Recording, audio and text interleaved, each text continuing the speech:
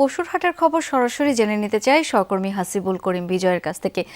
বিজয়, দিনভর আপনি নানা পশুর হাটের খবরাখবর রেখেছেন। এই মুহূর্তে কোন হাটে রয়েছেন? নতুন করে আমরা জানি যে বৃষ্টির জন্য বেশ ভোগান্তি পোহাতে হয়েছে ক্রেতা এবং বিক্রেতাদের। এই মুহূর্তের আপডেট একটু জানতে চাই পশুর হাটের।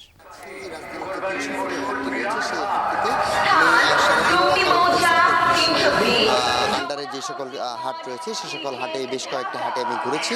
রাজধানীর খিলগাঁওয়ের একটি হাটে আমি ঘুরেছি। তবে খিলগাঁও থেকে ৩০০ ফিট এলাকার হাটে এসে যেমনটি আমি দেখতে পেরেছি যে এখানে বিক্রেতা এখন কিছুটা কম।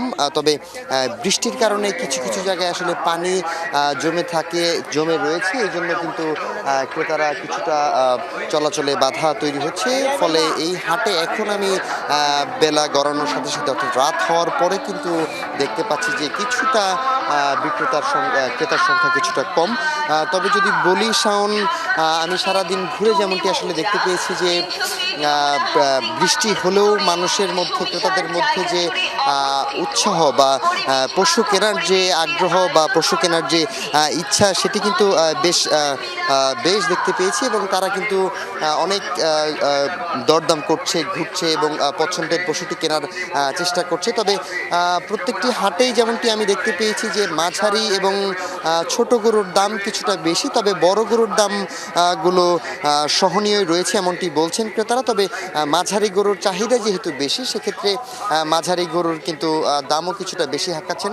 তবে এই ৩০০ ফিটে বেশিরভাগ গরুই কিন্তু বড় সাইজের গরু, এমনটাই আমরা দেখতে পাচ্ছি। তো সব কিছু মিলিয়ে যদি বলি শাওন, এই মুহূর্তে ৩০০ ফিট হাটে ক্রেতার সংখ্যা কিছুটা কম বলা চলে। তবে ঈদের যেহেতু আর 2 দিন বাকি আছে, এই আগামী 2 দিনে ক্রেতার সংখ্যা আরও বাড়বে এমনটাই প্রত্যাশা করছেন যারা বিক্রেতা রয়েছেন। তবে আমি যদি বলি যে এখানে ক্রেতা যারা রয়েছে তারা আসলে আশাবাদী যে এই হাটে আরও ক্রেতা বাড়বে এবং বেচাকেনা আরও বাড়বে।